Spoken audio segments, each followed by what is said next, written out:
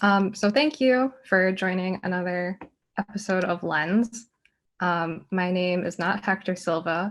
My name is Tiffany Do, and I'm happy to be participating and as moderator for today's discussion, just because what we're going to be talking about has impacted a lot of people within the design community, and it's a discussion that needs to be apparently better emphasized. And I'm so grateful to have a really awesome panel of designers assembled to continue the discussion.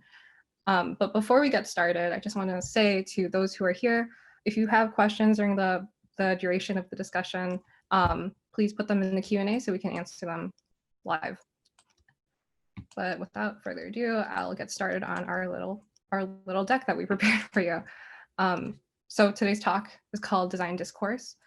And the reason why we are all here, if I can change my slide, is because of this Yanko design post.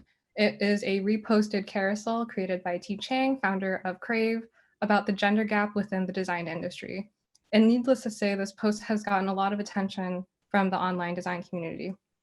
Here's the data outlined within that carousel. So here are the numbers.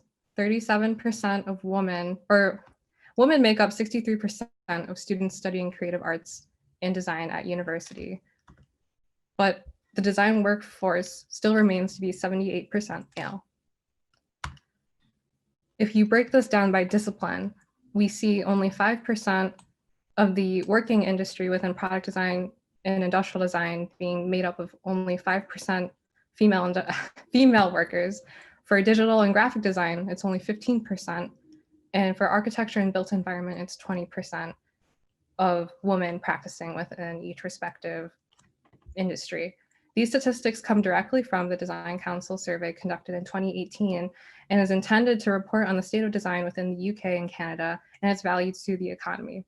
Since the US economy is so similar, we can only assume that these statistics fall in line with how the US could be operating today. What about women in leadership roles, though? The percentage of female design managers comes to only 17%. The percentage of female CEOs, according to the S&P 500, is only 4.8%. And the percentage of VC funding allocated to female startups is only 2%. These statistics have no visibility to BIPOC or women identifying and non-binary designers, potentially meaning that there are greater barriers that exist for these designers to be gainfully employed within the design industry.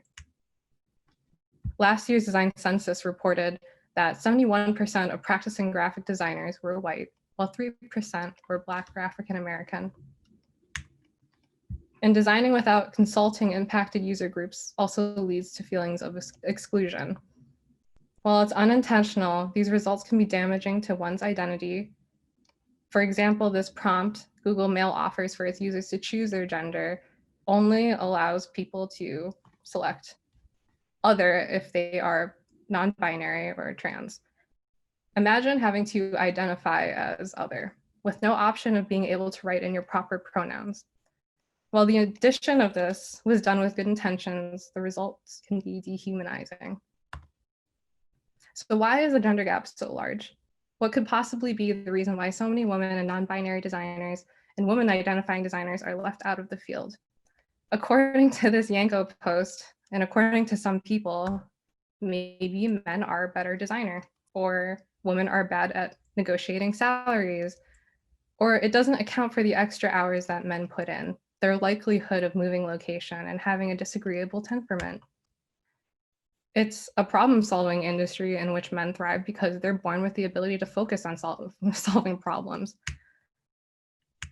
The list and reasonings go on, but the most damning one was that it came from this specific designer. I blacked out everybody's names because whatever, I respect their identity online, but this particular person stated that they could take care of 10 children and it would barely start to resemble the effort put into having a successful design career.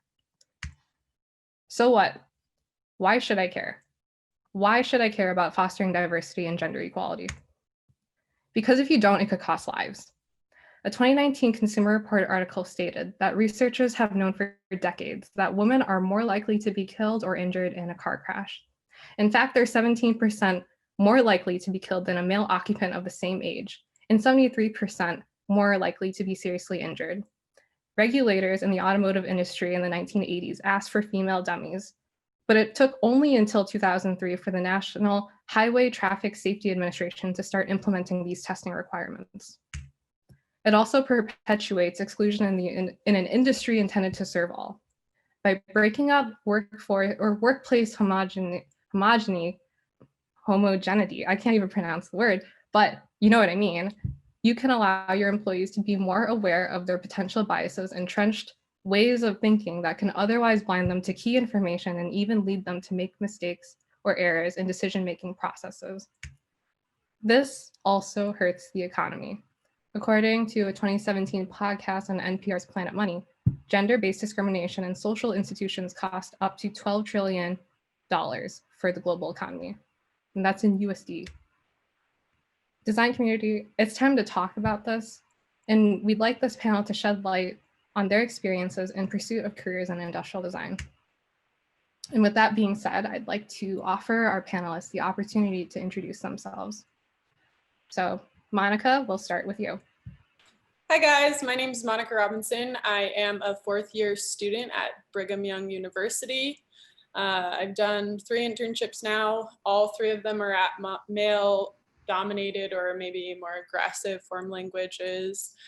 Starting with Skull Candy, a soft goods company called Gravel, and the latest one was Milwaukee Tool, where I did concept design. Hi everyone, my name is Emily Kwok. I'm also an industrial design 4th-year student at Brigham Young University. I have great interest in design and how it influences social issues and how it can create social impact. I've done a few internships with social impact centers in design. Our program is also unique because we're a small program, but all our faculty is male. So I hope to provide some unique perspective from our program in that sense. Hi everyone, my name is Nico Francis. My pronouns are they, them, theirs. I'm a recent graduate from ASU's industrial design program, and I'm currently a designer at an architecture firm in Flagstaff called Studio RE, and working on various side projects in woodworking and graphic design. Hey, I'm Anna. My pronouns are she, hers, and I am currently an industrial designer at Smart Design, but a recent grad of ASU with Nico as well. Prior to working at Smart Design, I interned as a footwear designer at Adidas, a toy designer at Hasbro, and packaging design in Unilever. So kind of a wide area of experience there. Yeah. Hi everyone, my name is Jasmine Kent. My pronouns are she and hers. I'm an industrial designer. I currently work at Under Armour, focusing on apparel design at the moment. I did an internship at industrial design consultancy called Lout Design. I interned at a tech startup called Fathom AI, and also interned at Burt's Bees as a concept designer. So I also have a wide range of experience. Awesome. And I think we're all very happy to have everybody on this panel. I am going to jump into our Q&A, our structured Q&A, and then we'll leave the last 15 to 20 minutes to answer questions from our audiences. So give me 2 seconds to stop sharing my screen so we can see each other. You guys can't see my screen anymore, right? Wait, stop sharing. Never mind. There we go. So let's start our Q&A. I wanted to open this up by talking about your individual experiences. So tell me, how did you get into industrial design or design as a career? And when did you first learn you wanted to pursue it as a career? And I'll open this up to whoever wants to talk about it first. I'll jump in and kick us off. So I actually had no idea that I was going to be interested in industrial design. I knew from a young age that I loved science and I loved art. Unfortunately, I was told repeatedly that science was not something that I would be good at, which is just confusing. I was told multiple times by chemistry teachers in high school that science just wasn't for women, which was cool. And I kind of took that to heart for whatever reason and thought, okay, well then I will go into art instead. And then I was like, well, I need to have a reliable living as well here. And my high school art teacher told me about toy design and that there was this opportunity that you could actually make products with art and engineering, and kind of fostered that sense of ability in me. And he kind of started to tell me that, yeah, actually I would be capable of doing this and that I might be pretty good at it. And from there started to explore programs and stuff like that. So that was kind of what kicked off my interest in ID. I'll go next. Yeah, I didn't know anything about industrial design. I went to undergrad at Georgia Tech, and I was supposed to go into undecided engineering because I was really good at math and science in high school, but honestly, I just thought it was boring.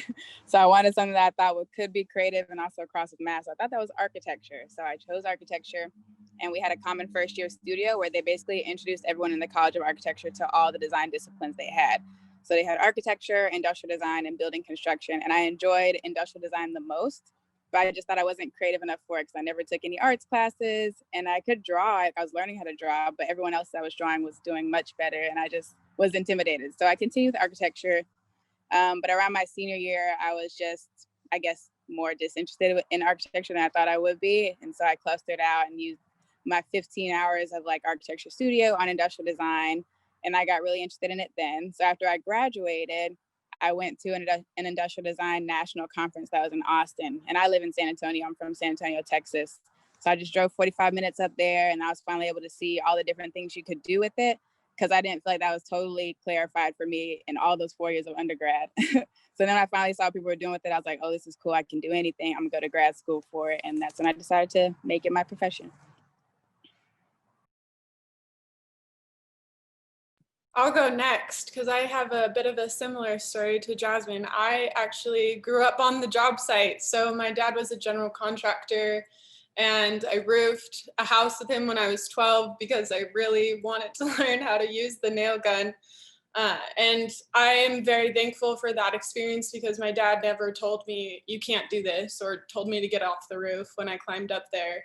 And I actually did pursue architecture at first as well. Did that for 3 years and thought there were way too many rules. So I was like, screw this. What else is there out there? Found out about ID and thought it was a good mashup. Like, I liked science as well as Anna. So yeah, it really led me into industrial design. I think part of the reason I really liked the idea of industrial design is because I thought that there was a lot of potential for change. And I did want to also introduce my pronouns as well. They are also she, her. Just to piggyback off of Monika, I got into industrial design because actually from like a psychology, sociology standpoint, I studied public health and sociology for my first few years of school, but I just felt like on top of everything, I wanted to be using my artistic and craft skills to be adding to social impact. And so I feel like Monika said, with design, there's actually a ton of space for good social impact work to be done, especially if designers are put into areas where they can make that impact happen. So that's why I love industrial design. Yeah, I also, similar to Monika, grew up kind of doing stuff, building stuff, making things.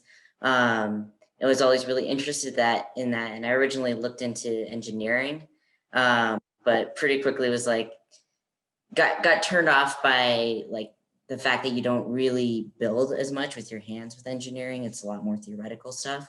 And I didn't know that product design existed until like very briefly before I started applying to schools. Then I discovered it and was like, that sounds interesting. Seems like a cool opportunity to merge art and engineering. So. That's awesome to hear your guys' background and how you kind of just, I don't know, fall into the profession. It's what we hear a lot from designers who are practicing today. So it's great that you guys are here. Hey, tell us your story, Tiffany. Oh God. Get in on this. Okay, it'll be brief, but we do have, you know, a time limit, Monica, but I'll be brief about my story. But I got into design, oh God, I just knew that I wanted to go to an art college or an art and design college. I didn't necessarily have a plan going in, but I remember walking around the school and just like judging the crap out of the other majors. I'm like, that's not really for me. And then I stumbled in to the area where the industrial design studios were. And I thought this was really cool. And my dad gave me one piece of advice when I went off to college. It was to, he said basically, you know, you're good at drawing. Now, how can you apply that to something that is needed and practical to more people? Like how can you help people with that? So I think half of it was to prove a point to him, and also to do something that actually was meant to help others. So that's kind of how I ended up in design. All right. What was the makeup of your graduating class? Can you speak to your experience going through your programs? And anyone, just again, open up the conversation. Emily, I saw your Oh yeah, I guess I'll go. Yeah, so UIU's program is pretty small. We're about 15 to 20 students per year. And the ratio for male to female students is about 50-50, which I think only started happening about 2 years ago, which is awesome. And like I mentioned earlier, we have all male staff or faculty, and I've loved the program. I've learned so many incredible skills through the program and the classes. But I guess with my experience, like I won't lie when I say that being like a female in an all-male faculty program has been difficult and sort of alienating in some ways that I don't think necessarily affects my male peers. And so there's like an experience I can share if you, so there's like this one time we had this adjunct faculty member explain during the first day of classes that he was not interested in meeting with female students outside of the class unless they had either a friend join them or they were meeting somewhere very public. And like hearing this, like I knew his intentions really well. Like I think in terms of like sexual harassment and assault and all that stuff, it's really good to be safe rather than sorry in those situations. But after hearing that from him just in like the first day of class, I felt there were like a few things that I felt like he could have done to address the situation a bit better. And one of that is, well, like he just throughout the time he was there, like he made it a point to just address the female students and saying like, hey ladies, I'm not gonna meet with you outside, like, or hey girls, like, can we please, you know? And it's funny because sexual harassment can happen between anyone, not just male, female, or it can happen between male, male, you know, it's sad, but I think it would have been, you know, nice if he would have made that a little bit more inclusive to include anyone that could have gone through something like that.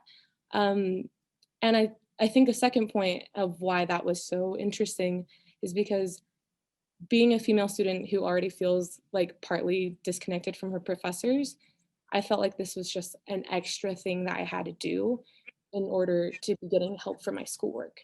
And this made me feel like there would always be like this sort of separation or like some sort of like obstacle I'd have to overcome to be seen for my work and not for my gender.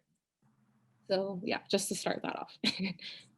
I should probably go after Emily because we actually attend the same school. I brought her in here because of her experiences and also kind of the fact that we both go to a highly traditional school where there is a lot of maybe traditional roles that are socialized in the students that attend our school. And it's been a really great program. There have been some like more sketchy experiences, but what I've kind of learned from this is that I think a lot of these things are unintentional. Like Emily said, I think he had good intentions, but it just came across negatively to us because it kind of sends maybe an indirect message about these things. For instance, one of the reasons I actually chose to do an internship at Milwaukee Tool, which is not necessarily my form language or what I would necessarily want to design aesthetically, But the person in charge of concept ID was this incredible female named Leah Plato, and she had inspired me so much when we had toured their facility that I knew that I needed to get mentorship from her if I was going to be able to progress in industrial design, because there's a lot of little things like what Emily explained that happen, and how you approach those situations and handle those kinds of things really do matter. It was pretty unfortunate because one of my favorite professors at the school, he said something after we had visited Milwaukee Tool and Whirlpool out in Wisconsin and Chicago for a field trip that was a little discouraging, but he basically said that men should work at Milwaukee Tool and women should work at Whirlpool. But it was one of the most amazing things to be able to go in and tell my professors that I had been offered an internship from Milwaukee Tool, because in that I was able to break a stereotype about women being able to perform well at a aggressive form language or tool focused industrial design firm. So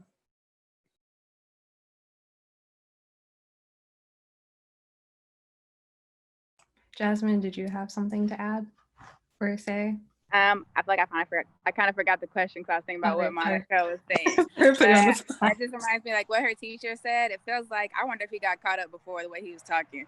But anyways, it just reminds me that, like, you know, people always say like you can have good intentions, but impact is like greater than intention. So the way he could have said it was just that all his office hours would be public or be with his TA or be somewhere else, as opposed to just addressing one group of people. And that could go for lots of different things, like how you decide to do something. It just, this is what our process is right now. It's not, you know, for a certain group of people. It's because this is the safest way to do it. This is the most inclusive way, and everyone can come in and get safe instruction this way. So, I mean, I'm glad people have good intentions, but I don't care about that. I care about your impact. I forgot what's the question. What's the question? The question was, what was the makeup of your graduating ID class, and what was your experience like going through the program? Okay. Well, in undergrad, I was in architecture. I don't know. I guess, like, for me, I look at like the Black people. So I like look for Black people when I come in the room. So when I was in architecture, I was one other Black woman. And I don't think I remember any Black men. But I do feel like it was very 50-50 when it came to gender. And then when I was taking a lot of my ID classes, I felt the same, like very 50-50 when it came to gender, like maybe even more women. But again, one Black woman, one Black male, we're still cool. The same with the other one in architecture, because we bond like that. And then grad school, one Black man, but we had like a track 3. So when you didn't have industrial design as your undergrad, you had to take 3 years as opposed to 2 years. So there's still like, you know, me graduating, the other class that was on year 2, the other class that was year 1. Again, I feel like it was only about like 10 people in my graduating class. Maybe underneath me, it might have been like 15 or something. Still a bit more male. My class might have been like half and half exactly. But my class, one Black male, below me, no other Black people. And that's what I've been looking for.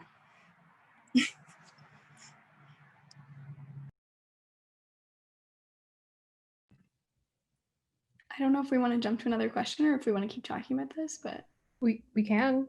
Do you want to, Anna? Or Anna? yeah, I mean, I think Nico, you've probably talked to this too. We graduated from the same class at ASU. So, but I think our split was, I mean, Nico being non-binary was like something that I was like, was a new thing for me. I was like, this is so cool. Like, that's so great. But our class otherwise felt like a pretty even gender split. But at the end of the day, it seemed like most of the women actually weren't interested in industrial design by the end of the program. So regardless of how many graduated, a lot of us had been like pushed to UI UX or into research by different faculty members. That was something that I definitely experienced. I remember as a freshman, I was just told like right off the bat, women don't do footwear design. And I was like, this is wild. We have feet. I was like, what? We wear shoes. Like, why can't women also do shoes? And then I like made it my personal mission, regardless of actually what I wanted to be doing in design, that I needed to prove to myself that I could do this, which like led me astray for a couple of years. But like those moments and those things that professors say to students in open classrooms, like behind closed doors, about their own abilities, have huge impacts on how we then choose to like go about our programs of study and also where we choose to go kind of after graduation and that kind of stuff. So Nico, you can. And would they just say this to you like in a public forum, like, oh, women can't do this? We had, actually, the crazy thing was that there was a Black woman who came in to talk to us about footwear design, and she was like totally kick-ass. She was amazing. And I was like blown away by everything that she did. And I came up to her afterwards and was like losing it. I was like, how did you do this? You're amazing. I love your work. I can't imagine what this is like for you as a woman, and then a Black woman on top of that, and like what you must experience. And she was like, yes, it is hard as hell, but you can totally do it.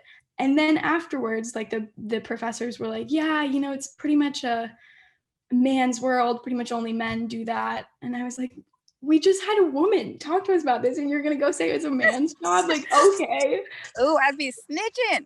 I'd be up in that place. I'd be snitching. No one has ever said things like that out loud to me. So even though I'm not surprised someone would say that, it's also like, if you say that out loud, like, I'm snitching, I'm going to the dean, I'm going here, I'm going to HR, I'm going whatever. Because I don't care. You shouldn't be here if you're going to say that to me. Like, I never had that experience at Georgia Tech, or even more so at NC State. I feel like I remember that one the most. It was most recent. I'm a lot older than you guys. So, but I feel like it was very diverse when it came to like race and ethnicity among like professors. And I also felt like everyone was very inclusive, and we were able to kind of choose different studios, and they would like show us like the different sponsored studios they got. And it was never ever like discouragement. If anything, they were like encourage you to take more than one studio and do more work than you ever had to. So I'm like so shocked y'all had people like outwardly like putting you down. Like, I wouldn't be there at all. Yeah, definitely something we can improve on. Watch out for. I think that's really interesting too, your point, Jasmine. Like, one of the things that I think is really important is that sometimes, like, it would have been really nice to go to a more progressive school, but sometimes I think women don't even get that choice, right? Or even people of color, all of these people, like this year at our school, for instance, I don't know if anybody knows anything about the LDS Church, but it is very against LGBTQ, anything that's not, you know, like man, woman, genders. And there's a ton of protests on campus last year, and that was something that I was very largely a part of, because you know, I've also experienced discrimination, and anyone who I think has experienced any form of discrimination can relate to the feelings that come with feeling totally excluded from one group or another. And so there was actually a fund set up called the Transfer Fund that a lot of people donated to, thankfully, because of this whole situation, that allowed for those people that were LGBTQ to actually transfer out of BYU, because prior they didn't have that choice. They had no financial ability to leave those schools. And it's the same thing with this. I mean, you can't just expect these women to just choose a different school or go to a different place because they're not fitting into the one that is male, maybe preferenced. And I think it's really important that these conversations are happening with not just the people who care about this conversation. Like, I really appreciate everybody who is involved in this Zoom link, but it really needs to get to the people who are total anti this stuff. And that's what I said in a previous, more just on the cuff, off the cuff Zoom link that we did earlier, the What the Fuck Design one. Where I said it's up to the men to talk to the men who don't want to listen to this conversation from women. And so, you know, be vocal about these things in your conversations with people, and don't just shut up, because silence is the oppressor.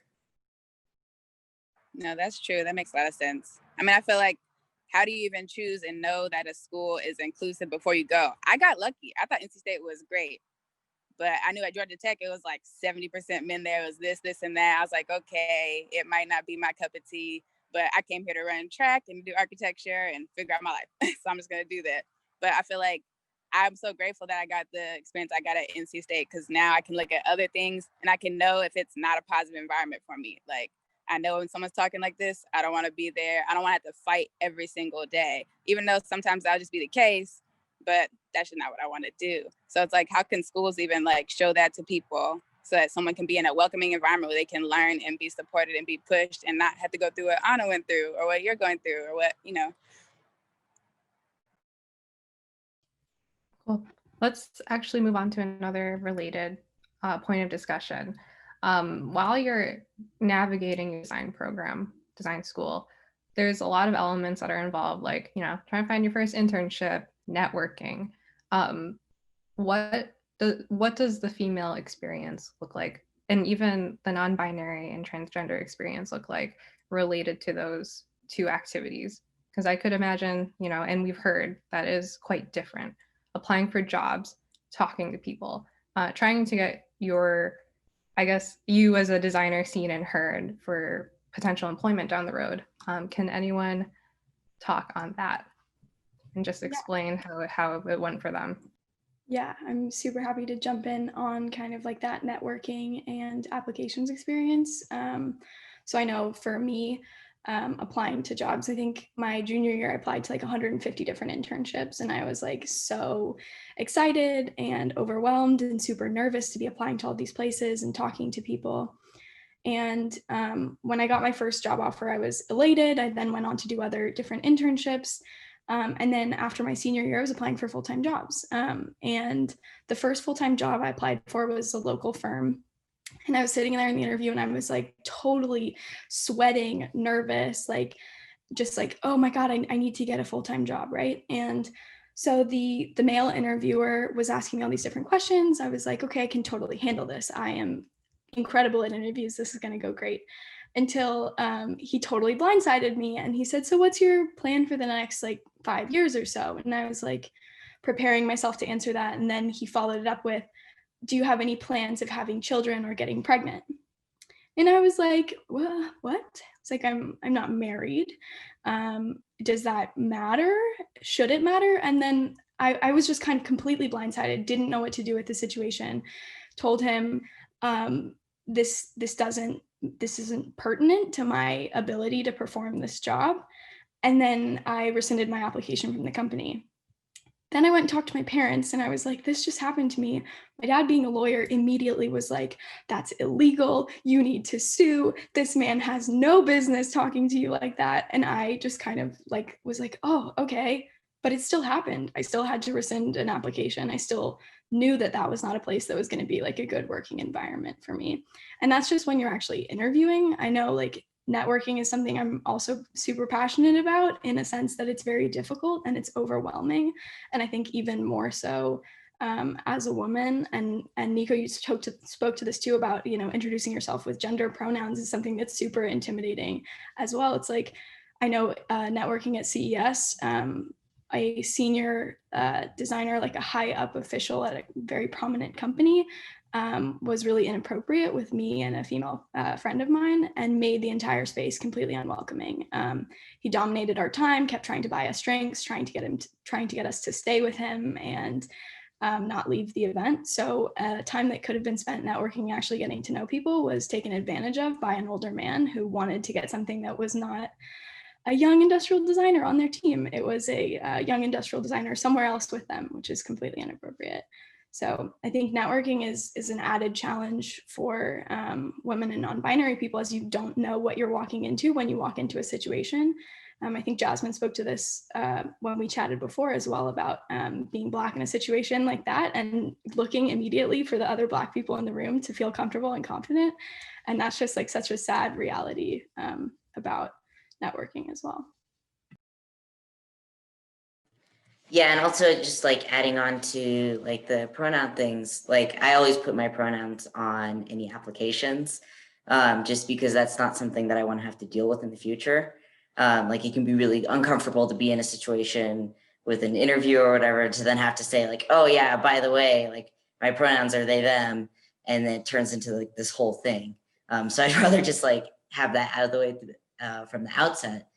But I also like, and obviously there's no way for me to figure this out, but I have no idea like if that's negatively impacted my ability to get an interview. If an employer or potential employer would see that and say like, oh, well, I don't know what this means. I don't know like how to deal with this. So we're just gonna toss aside this resume. Yeah.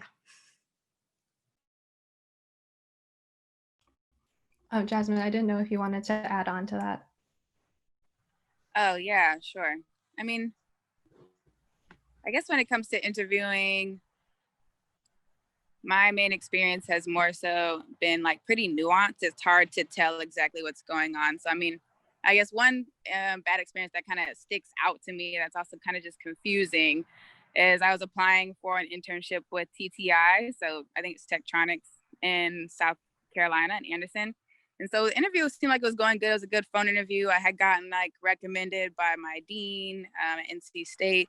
And so I was able to talk immediately to the person and not have to like, you know, submit an application, but just share my resume and portfolio. So we had a good talk, went through everything, talked about everything. And then he started asking me, you know, about logistics.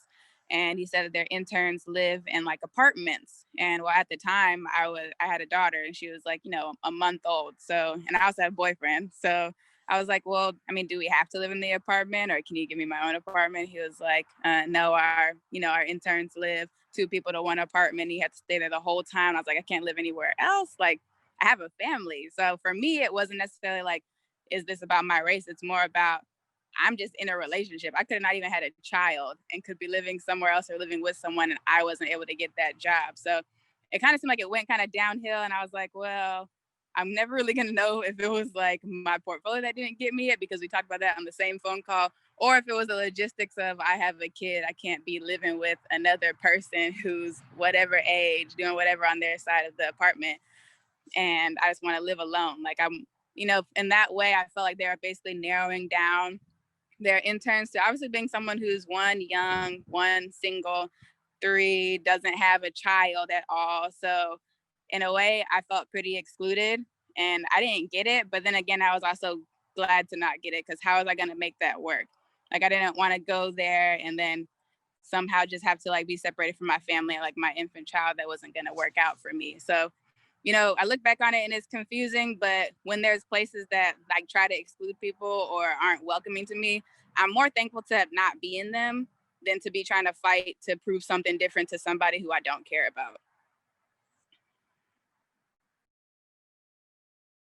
That's definitely a very interesting situation. It's almost like inexplainable. Like, well, you can't, like after the fact, you can't really pinpoint what went wrong, but you can only draw assumptions, and it all ties back to gender and your social standing, etc., which is unfortunate. Related question. So with all of these experience you guys have faced, how can employers increase diversity within their recruitment tactics? I think so. There's a couple things, one of which Anna kind of already spoke to, which is just with the like company policies that you have. If your company doesn't have policies on the books that are welcoming or provide provisions for like minorities and women, people aren't going to apply to it, right? And so like, and like from like a trans perspective, for me, I would look at like their insurance policies. A lot of companies have trans exclusionary insurance policies. And, you know, for most people, their insurance comes from their job. So if you're going to get a job at a company and their insurance isn't going to cover your needs, you're going to look a different place for that job. And then there's also things like within the recruiting process, there's various ways that you can work on making it more inclusive, or to flip that the other way, not making it exclusive, because more often than not, that's the case. I know that people have been doing stuff with like blind resumes and blind interviews where they try to remove some of the like the biases of the interviewees and of the people like selecting resumes. And as a company, you can also look at what your list of requirements are for potential candidates.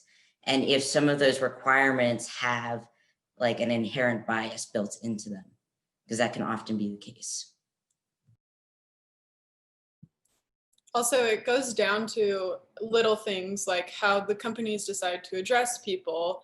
I have a friend who's also an industrial designer at a firm here in Salt Lake City, where he was literally showing me one of the emails that they sent out, and it's addressed, "Hey, gentlemen," which is already a big indicator that women are not welcome at that company to do industrial design or any of the positions there, which is really unfortunate.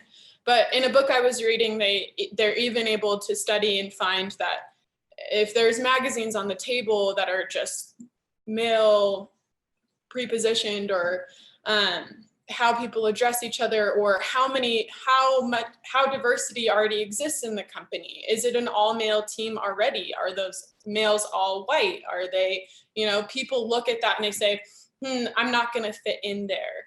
I'm not going to have a good time there. And it's not necessarily because it's not work that they could do, but it's because they feel like they won't fit in already. And so they're going to look for other companies where they do feel comfortable and they do feel like they're adding to the conversation and they're not the token woman or the token biopic or the token non-binary person in the room, where they have to constantly be using their emotional energy to explain these things to people, or to have to put up with things that I think come a lot of, like, I don't like to say that these people are always malicious or that, you know, there's malicious intent involved, but a lot of it is just, it goes back to the analogy of the fish swimming in water, where somebody asks, hey, how's the water?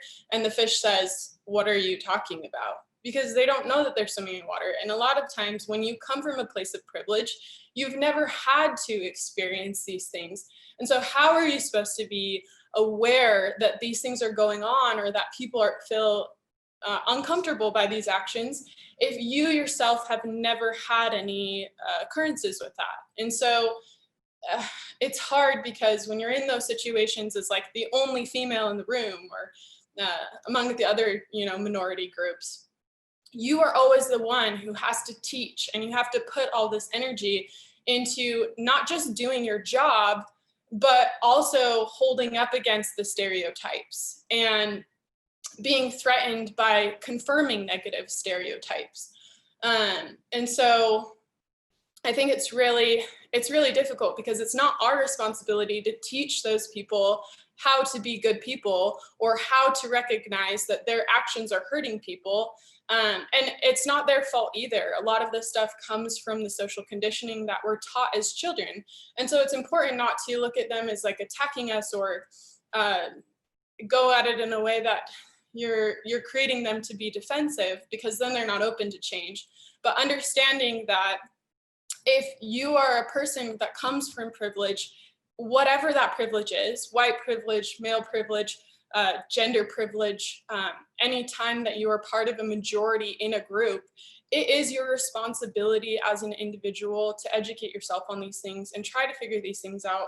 Talk to your friends, figure it out, find comfortable spaces where you can get educated on these things. Because most of us, when people come to us with like, hey, I don't quite get this, can you explain this to me? If they really have like a good intent, then I'm willing to sit down and have a whole entire conversation about it. And I think everybody else here is also open to that. So it's totally possible. Don't feel threatened by the fact that it is maybe scary to be dissimilar to these people, or maybe these issues are frightening to you because you didn't grow up around it and it's not necessarily a comfortable conversation. But be open to learning and push past that discomfort to become better at handling these situations, because like Tiffany said in the intro, it is proven to increase the GDP when women and minorities are involved in the discussion. You're bringing in a totally new perspective that is allowing you guys to make a better decision as a team. And because we are industrial designers, our whole focus is innovation.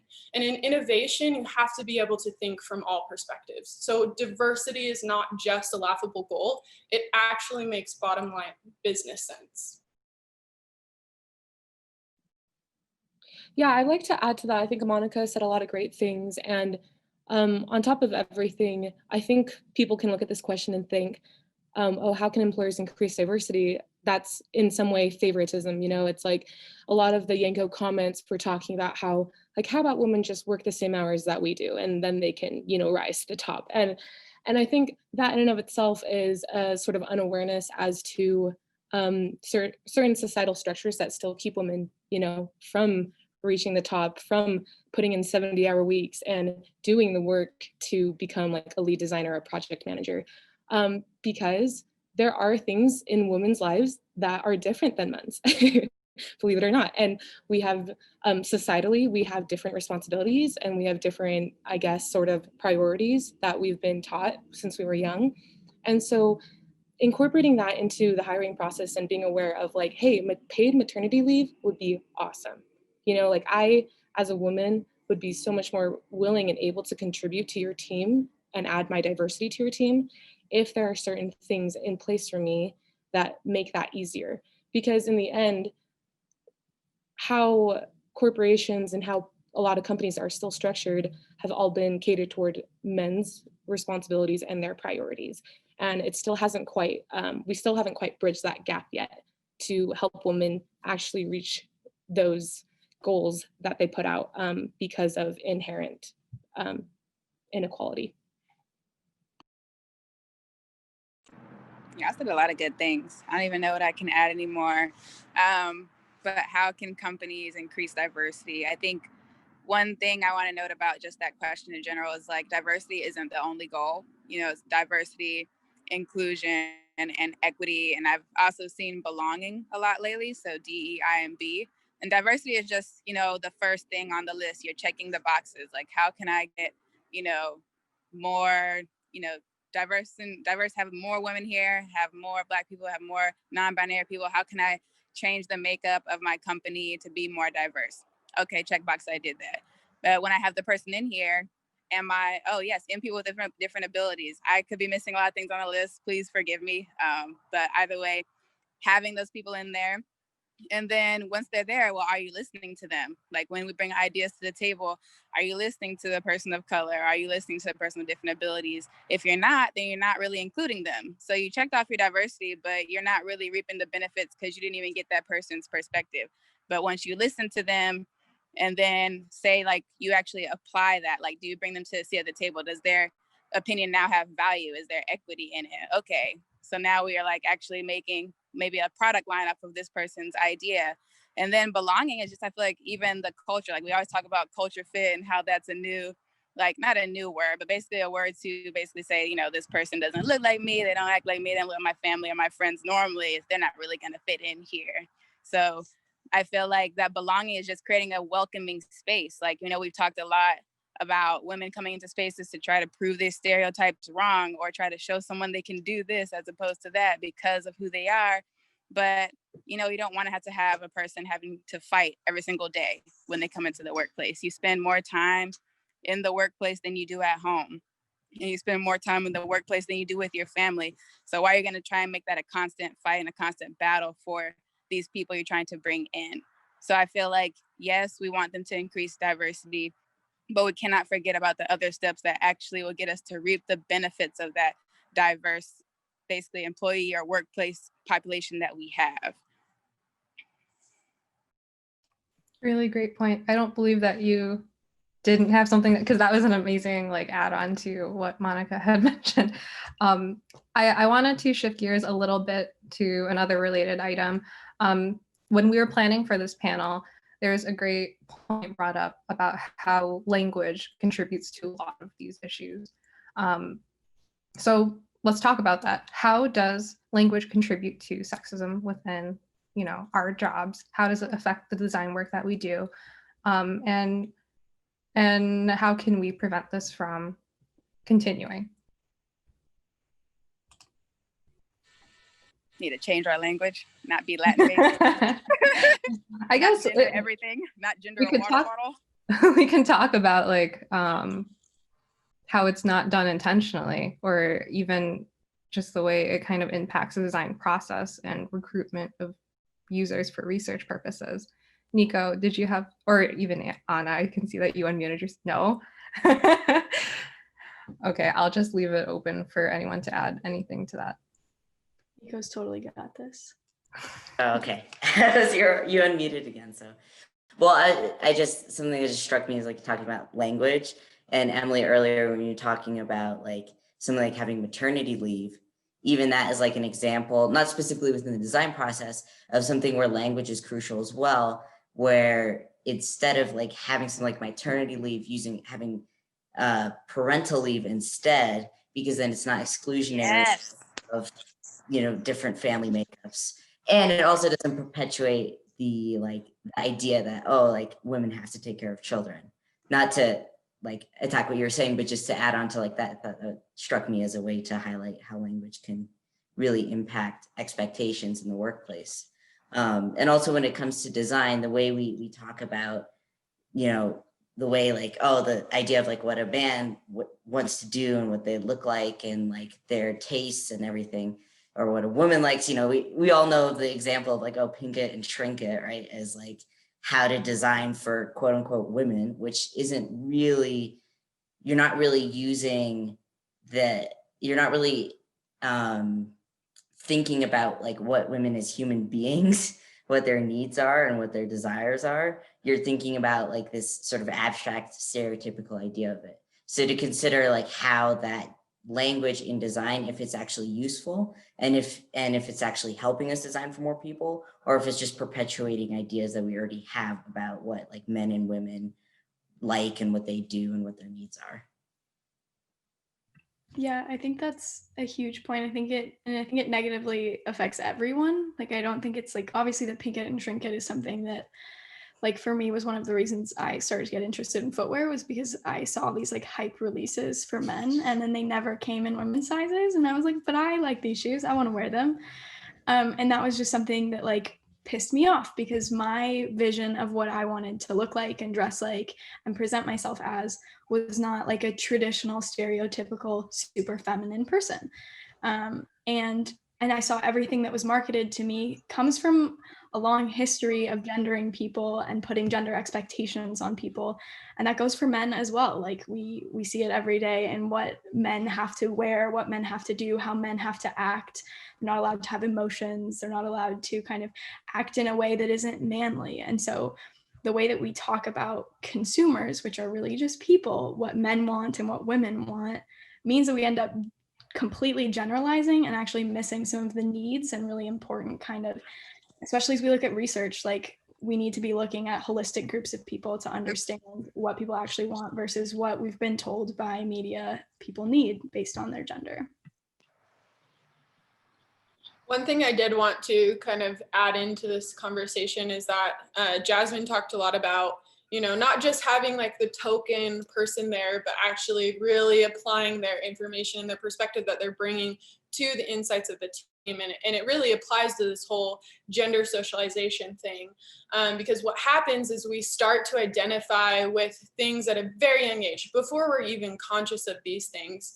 And women are supposed to be soft, caring, nurturing, and they're associated with those things. Whether you're actually trying to do it or not, these are stereotypical things that we've been entrenched in. And men are supposed to be hard, aggressive. They're supposed to want to be competitive and like, you know, fight for what they want. And so when women or people that are not supposed to be that way in our heads, according to how we've been socialized to do those things, it actually elicits a very negative reaction. It goes into our fear, flight or freeze response and causes us to be like, oh, I don't get what's happening. This is really unsettling. And it causes me to have to go into my frontal cortex, which means that you're draining your energy. And so the reason that, you know, race and minority groups don't get involved in the conversation as much is because we as humans, we want things to be easy. There's something called the fluency heuristic, which is a cognitive bias that we have, which makes us want things that are easy, things that are familiar. That's why when you listen to the same song over and over again, you get more accustomed to it, you like it more. That's the fluency heuristic that's happening. And that same heuristic is what causes women, biopic, trans, disabled people to have these terrible experiences at companies where their ideas don't get adopted because they're the one person in the room who has a different perspective, and everybody else is like, well, that's not really that important because you're just one person and we're five. So it's important to listen to those people and give their opinions more weight in the discussion. And also realize that when you are feeling discomfort in a conversation because somebody's bringing up a perspective that's different than yours, it's not negative and it's not bad. It's just forcing you to think deeper and have to entertain more ideas and have to really think through the problem. And you may feel negative about it, but in that feeling negative about it, you should know that your company is growing and that you guys are gonna make a better decision in the long run. I think one of the biggest, I totally agree. And I think one of the biggest traps that we can fall into when thinking about users is this idea that, you know, because a certain user group is a minority, therefore their needs and their wants aren't important. And because their needs and wants are viewed as being exclusive to them, then if we design for them, we aren't designing for anyone else. And that's not true. A really good example of that are cases in which things have been designed for people with disabilities such as like curb cuts, which are specifically for wheelchair users, but they benefit people who are older, people who are on bikes or skateboards. All of that makes it a lot easier. Same thing with like OXO Good Grips, texting, closed captions. Those are all examples of things that were specifically designed for a group of people, but have much wider benefits. And so to just dismiss the needs of a group because, oh, they're a minority and therefore there's few people who could benefit from this is a really huge trap that we can easily fall into and need to avoid. Oh yeah, I always use closed captioning, even though I can read just fine, I promise. I love closed captioning, but yeah, I love what you said, Nico. Like when you design for people from different groups, really just gain more ability for everyone. Like everyone gains something from it. And I think that's the thinking that no one really has. Maybe we have it, maybe some other people have it, but I feel like people feel that when they have to design for like another group or this other perspective or this other person, that's going to take away from them. And it doesn't, it just adds. And I just think we could change that simple mindset. It would really help a lot of things and like open up the design world. Really great conversation about, you know, just designing for diverse set of users. That's awesome. I want to make sure that we're leaving enough room to talk about allyship, because I think a lot of the people who commented on the Anchor post need to understand how to do that. So let's talk about allyship. How can men be better allies to women identifying and non-binary and trans people? Because I think, you know, a lot of the men who commented on that post are at the point of awareness. They want to know what the next step is. So panel, what is the next step? Stop thinking that only women can have kids. I don't know, it seemed like, sorry, this is the first thing that came to my mind when, especially seeing the guy talking about raising 10 kids is easier than being a designer. First of all, no. But second of all, it just seems like a lot of the stereotypes of women come from the thinking that, you know, only women can have kids, or if a woman has a kid, they have to be attached to them. Like I guess thinking all women will breastfeed. And I have been a mom before, and I've seen how damaging that is to like tell a mom you're only a mother if you breastfeed. Some women can't. Some women are unable. Some women get C-sections and that takes like their milk away. It's just like, I don't know, it just goes into this really large, I don't know, long tangent. I don't want to go off into too much, but I just feel like women can have kids, trans people can have kids, non-binary people can have kids, people with different abilities have kids. Some people are single parents. Men can have kids by themselves and need more parental leave. And it's just like, why are we saying that these women need to be at home or can't do these things or can multitask because they take care of the kids? Like, a woman is not defined by only having a kid. I know a lot of women who don't even want kids, and that's perfectly fine. It doesn't make them not a woman to not want kids. So can we just stop defining a woman by the fact that there has to be a kid there? I think that's a place to start. Yeah, Awesome. and I think, Oh, sorry. Sorry. This is a totally different tangent looking at allyship, but one person who always comes to mind for me is a really good friend of mine, Wesley Manning. I shout him out at every point I can. He works at Adidas now full time, but he's just an amazing human. And when we were interns at Adidas together, he was just in a room, noticed that on the Adidas website, there were no people who did not appear masculine wearing basketball clothes. So all of them looked like men, were perceived as men. There was no one even remotely feminine kind of on that page at all. And he looked at that and he said, that's a problem because I have friends who are women who play basketball. People who play basketball can look like anything. So why isn't that represented on our website? And he was just an intern. It's not as if he was like the head of marketing or anything, but he saw that that was a problem and he brought it to people that he thought could help. And he was like, I need this to change now. And this is something I want to see done before my internship is over. And he kind of stood there in power and said, like, this is what I want to see change. And everyone listened to him and they kind of said like, okay, well, let's try to figure out a way to do this. There were some people who were like, this is never going to happen. Like, we've tried, just don't worry about it. But instead he said, okay, I'm going to find the most roundabout way that I can get women on this page.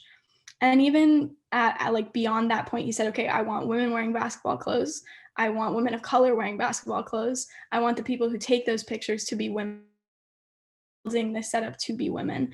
And he kind of built every moment to empower women to say like, this is this is a sport that could be for you too, and you can see yourself reflected in it. And that was something he did as an intern, and kind of like really built up this beautiful kind of imagery that displayed that actually it doesn't just have to be men.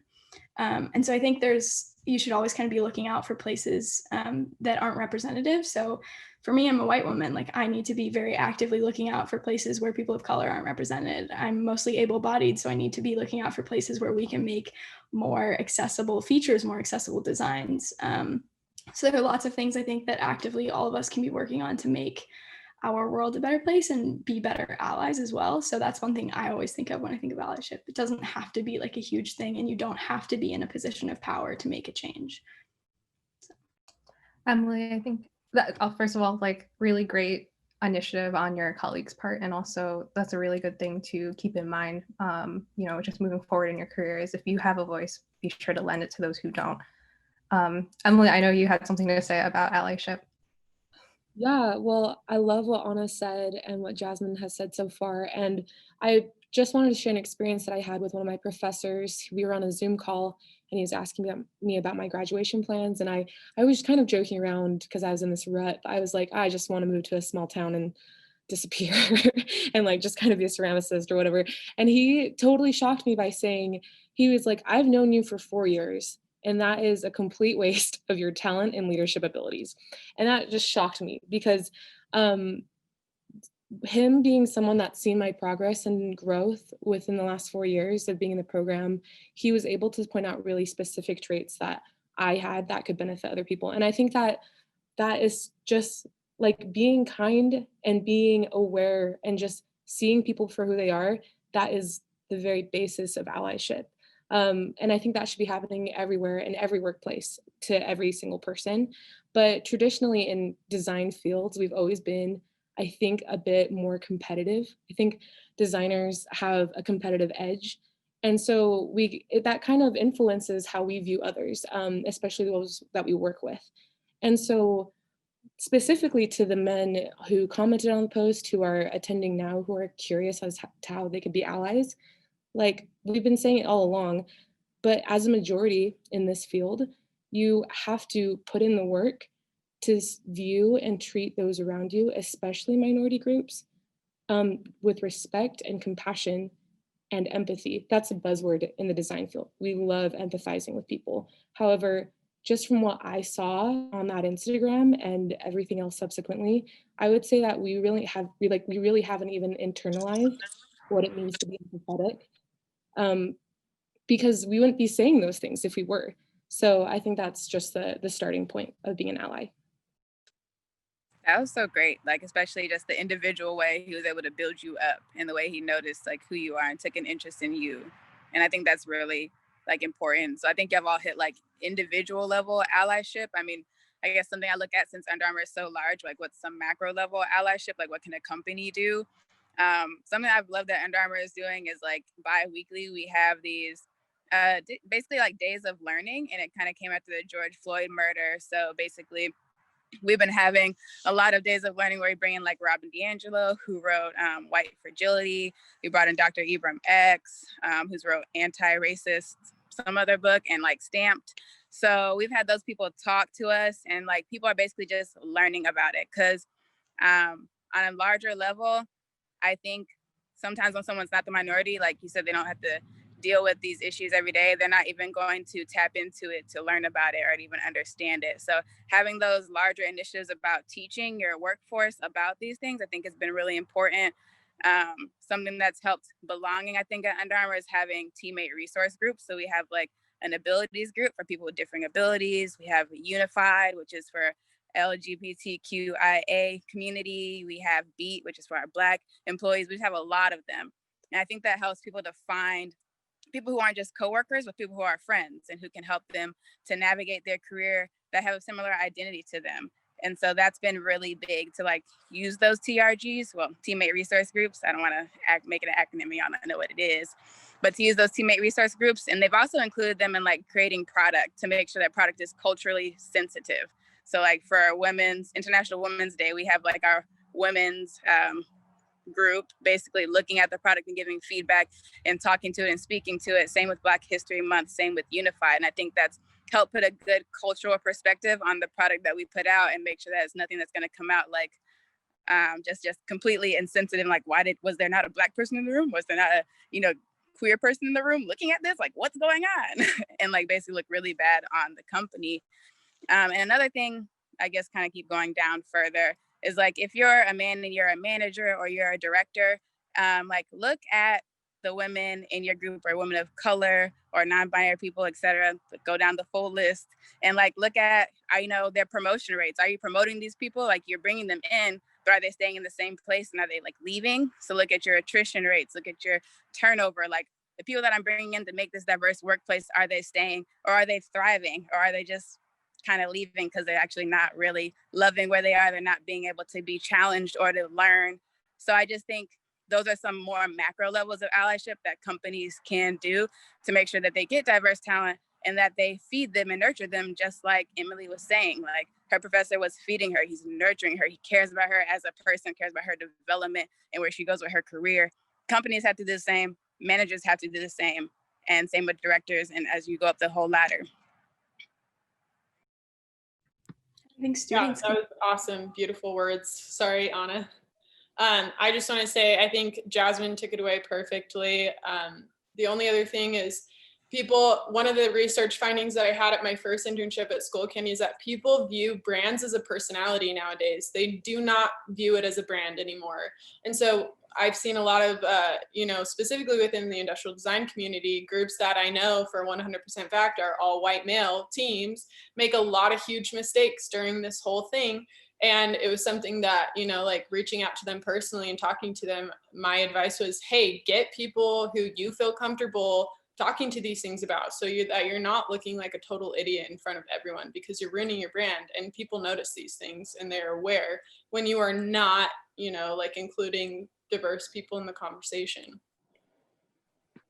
Yeah, I think what the examples that Jasmine was talking about how to bring those groups in was really like a good example of how to do it well.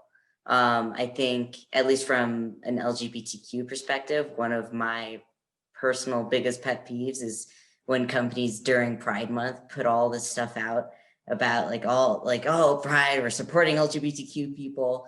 And then the other 11 months of the year, they don't do anything, and they have policies that are discriminatory or make the environment toxic or uncomfortable. So I really appreciated you giving those examples because I think they're really good. Really awesome conversation. Does anyone have anything else to add before we move on to our audience Q&A? Just May I one. talk a little about, oh, sorry, go ahead. I'll be quick, but I think like it's important to emphasize too that you can be a student and make a huge difference as well. Like you can be in any position and be a really effective and like powerful ally. And that comes to just like listening into conversations and being aware of your surroundings. So making sure that you're in a classroom and like if a professor says something to someone that is like a bit inappropriate or like seems like it might be tearing them down for some unknown reason, like one, you can report it. It doesn't always do anything, but two, you can also go to that person and tell them that it's not true and be the voice of like positivity for them as well, to make sure that they don't internalize those things and kind of take them to a really negative extent, because it makes people question whether or not they belong in this field and in this industry. So you can make a positive difference in that way as well. Yeah, I was just going to say that basically being an ally just makes that welcoming environment. I know earlier I was saying like, I wouldn't be in these spaces, I wouldn't be a part of it. But sometimes there are people that can't get into a better space. Like we need to create a welcoming environment, a place where people can thrive and just basically love their job or be happy there and be able to develop. And then since I keep talking about kids and parenting and stuff, like another way to be inclusive with insurance and stuff is like have like adoption assistance. Again, not everyone can have their own biological child, but they can still make and create families. And having a family shouldn't be something that is looked down upon, or is that it shouldn't look like a burden upon you. Like it just seems like it always seems to come down to that, like, oh, can I have a great career and rise in the ranks, or can I have a family? And you should be able to have both.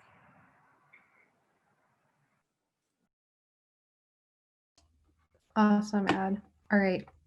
I'm going to move on to the audience Q&A. There's a few questions that I'd like to go through. So Anonymous said, how have you addressed benevolent sexism?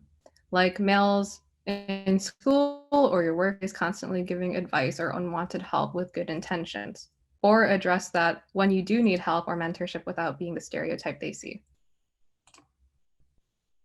That is the question. Does anyone have any commentary regarding benevolent sexism? I guess can the- jump in on a recent example. So my senior year this past year, I had 7 internships at that point, had left school for a year to pursue different internships, was pretty well versed, came back, did a big presentation on all those internships. And afterwards, a person who was at that presentation had just gotten an internship and was like, hey, just got this internship. I was like, that's so great. Amazing news. So proud of you. That's going to be so awesome. And then he turned around and told me that he could help me get an internship. And he would definitely love to help me get an internship. And I was like, I know this comes from a place of like love and you want to be helpful, but also like I already have an internship lined up. Like I'm set for these things. Why would you question that I don't have one? So there are things that like you may think you're being super helpful, as you kind of said, that you're being super benevolent, that can just kind of come off wrong. But like, don't give unwanted advice or help unless you've been asked for it, I think is a good thing. So like, if someone comes to you and asks you, hey, I really want to get an internship, then that's an amazing opportunity to tell them, yes, I'd love to. You can also say it in a more open and general way, like, yeah, I just got this internship, but I'd be really happy to help anyone else if they want to, instead of targeting specific people to tell them, like, I can help you because I know you're struggling. Like, what is that supposed to mean? That's going to come across wrong. So I think that's the first thing that comes to mind. Maybe I'm not the best example of this, but when I have faced those types of situations where people are blatantly sexist, I will confront them. And I definitely don't do it from a place of attacking. I don't think you get anywhere when you attack people. You just get them into a defensive mood, and then they're less likely to even consider empathizing with people who are like you in the future. And so it comes from like trying to understand their position, their perspective, and why they might actually be adverse to understanding what they're doing and how it might be negative. But just having a conversation with them and saying like, why do you think that? And like, tell me more about this, because you can start to learn maybe the things that have rooted them in these toxic behaviors. Because I think toxic masculinity is thrown around a lot as like something that hurts women, but it also hurts men. I mean, Anna mentioned this earlier, Anna, sorry. But toxic masculinity is the whole thing where guys are supposed to rub some dirt in it, or don't be a pussy, don't throw like a girl. And what that teaches men to do is suppress their emotions. And so they grow up to be these adults who can't even feel their feelings or have no idea what they're feeling. And so it's personally negative to them as well. And I think when you start to understand that, you can start to speak to that part of them from your perspective of like, this behavior is hurting me. And that in those conversations, that's where real change can happen, not in the conversations where you're saying, you suck, you've done something to personally harm me, I feel this way because of your actions.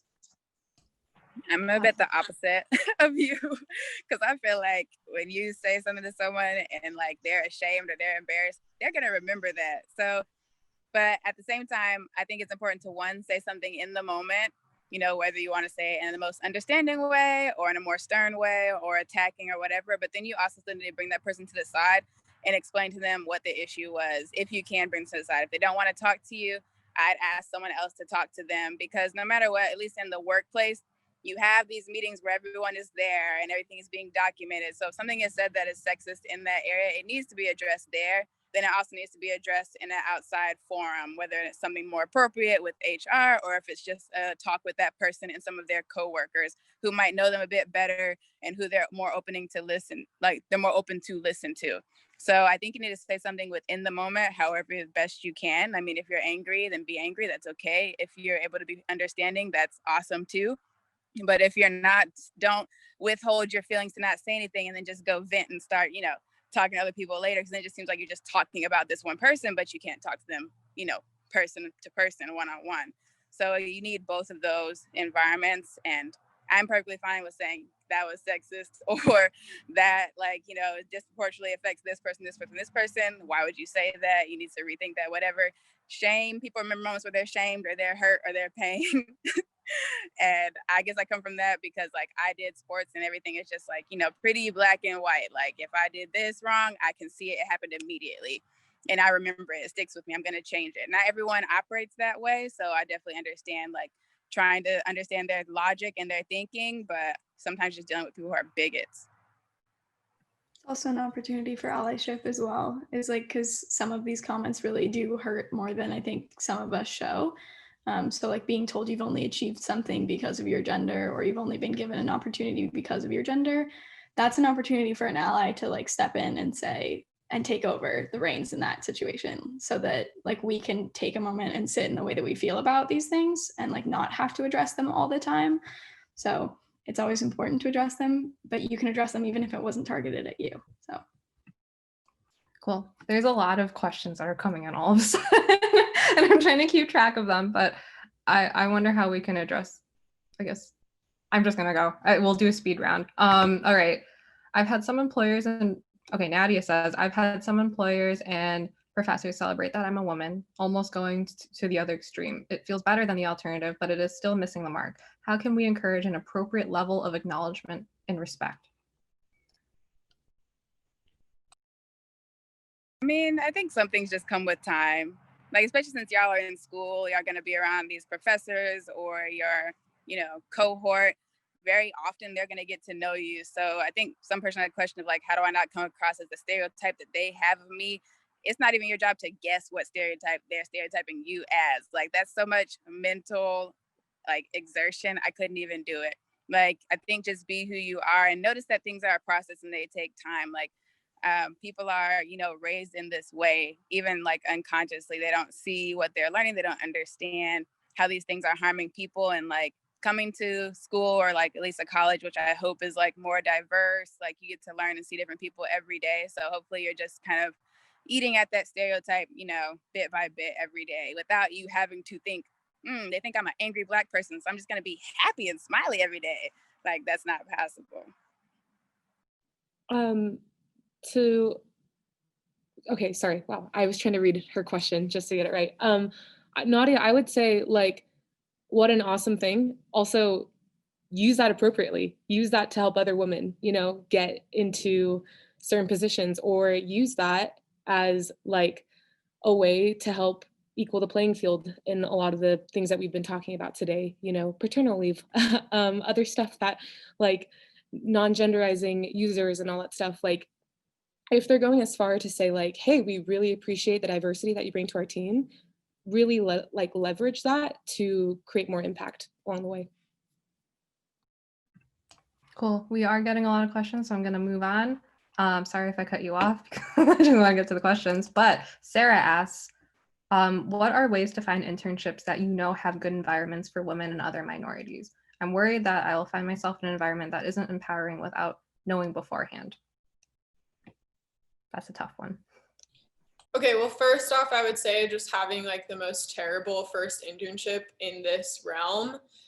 Don't stop yourself from getting a job, even if you know that the environment might be toxic. Use it as a learning experience and use it as a way to progress yourself. Because through my first internship and really dealing with a ton of pain in this area, I actually wrote a philosophy that's now published, and I got to speak at a conference in Denmark, in the Engineering and Product Development Education Conference, because what it did is it allowed me to see what I am not, and that allowed me to really hone in on what I am and how I design and the perspective that I have.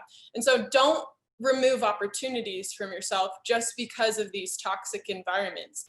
Use that to your advantage.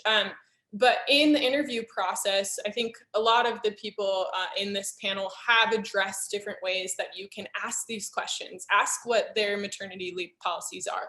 Ask how many people are in mentorship positions that look like you. That was why I did Milwaukee Tools, because I knew that there were 2 women who were in charge of 2 of the divisions within the industrial design group. And for me, that was like a huge, okay, I know they value women. I know that I'm going to get a lot of great mentorship here from people who understand the things that I have to do as a woman in industrial design. And so look for those types of things, and don't be afraid to ask questions in the interview process. That is your job as well, to find out if they work for you. Really question them, really also pull back that interrogation on them to make sure that they're going to fit for you. But at the end of the day, don't remove opportunities from yourself just because some environment isn't a perfect fit. I just want to add real quick to that.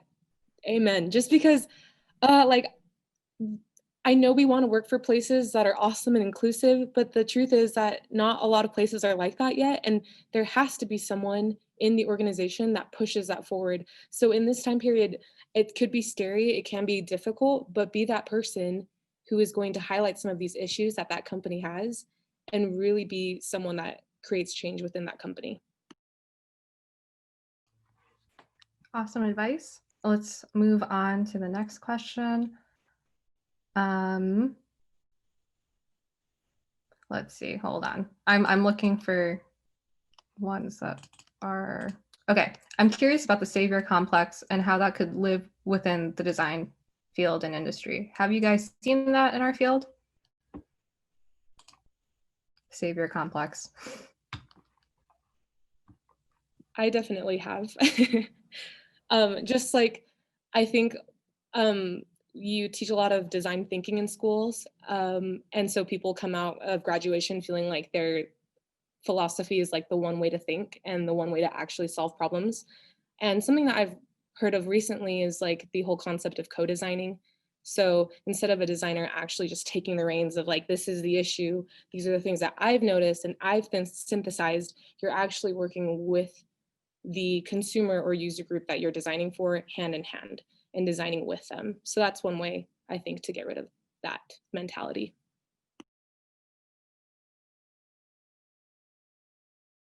Cool. And I'm gonna ask two more questions. I'll end on a fun one. I promise. Let's see.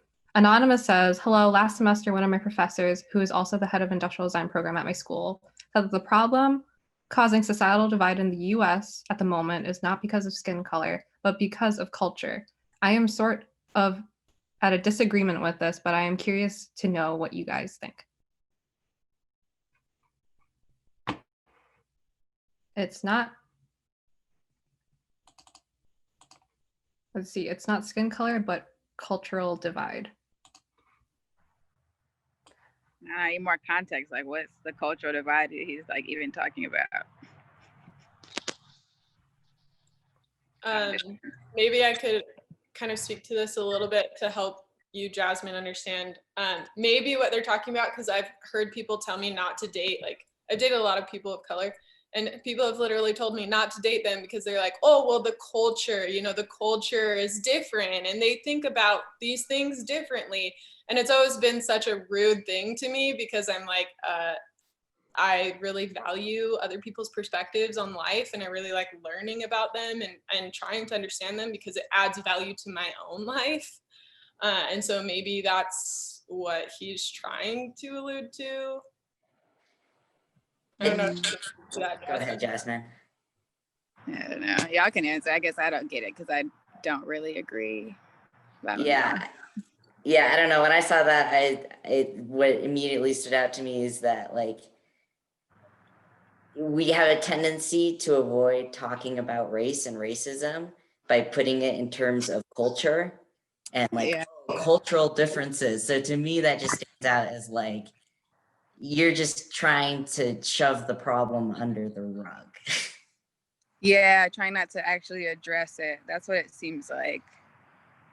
Yeah, I mean, I would just, if you still want to talk to him about it, I would like ask him more what he thinks about the cultural divide. Like, what is this cultural divide? Why can't different people's cultures be accepted? I mean, we have cultural appropriation running rampant in America. So obviously culture isn't the issue because people want to take and pick apart pieces where they can, but then also not support another culture when they're being killed or their homes are being destroyed or their lands are being taken from them. So, I mean, I just would interrogate him more about that question.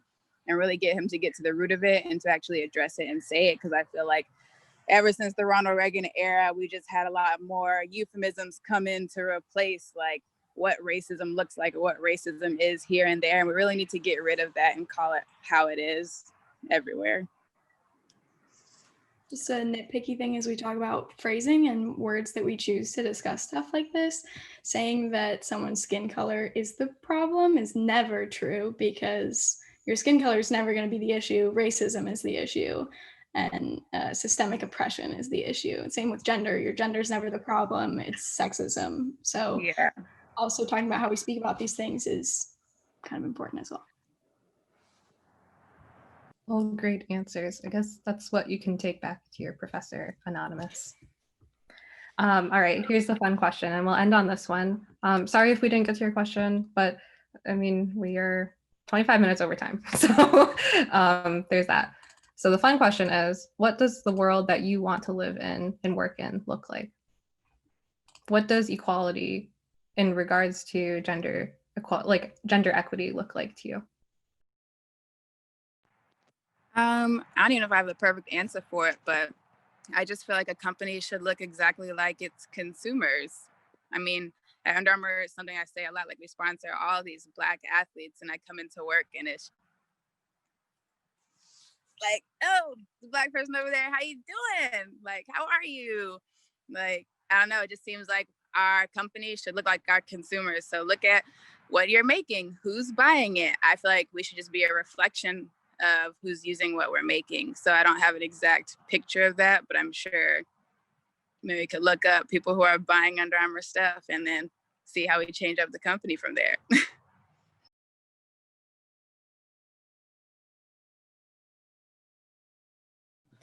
I think perfection and an idealized world is really subjective to like each person. And so I will say this, I'm just looking forward to a world where conversations like these happen more and more often, are, you know, like everyone can participate. I already feel like this is a great like diving board into this. And I'm grateful for the conversations that we've had so far just within this hour. I think that's the first step to move forward. And like the world will never be perfect, but as long as everyone's willing to keep compromising and working together, I think that's the point. So yeah. Yeah, I mean, I think ultimately, as much as I love like talking about this stuff and like being able to talk with people who've had similar experiences, ideally we could get to a point where these conversations wouldn't need to be necessary because of something like the Yanko post, right? Like something like that wouldn't be a thing that would cause this backlash, which would then lead to this discussion, as fruitful and enjoyable as the discussion is. Yes, I agree. A great, perfect workforce would be where no one has to fight or like basically just fight for their existence and for their value there. Yeah, like we can just hang out on Zoom for fun and not because of sexism and racism. The patriarchy. Yeah. We can actually talk about design. Oh, wow. Right? What? Well, with that, I'm going to end this panel. I appreciate every single one of you for joining us and, you know, lending your thoughts to the people who are on the line listening. If you want to continue this discussion, we have a Discord. Advanced Design has their own Discord channel. You can find the information on our Instagram page, and all these lovely people on our panel also have Instagrams, and you can access them, you know, again, through our Instagram page. You can find them, you can follow them. I think, you know, this is just the beginning of a lot of change that hopefully will come down the road. But definitely appreciate everybody for joining us. And, you know, happy holidays, guys. See you next year. Happy holidays. 2020 is over. Yeah. All right. Thank you guys. This was fun. Yeah. Bye. Bye, guys.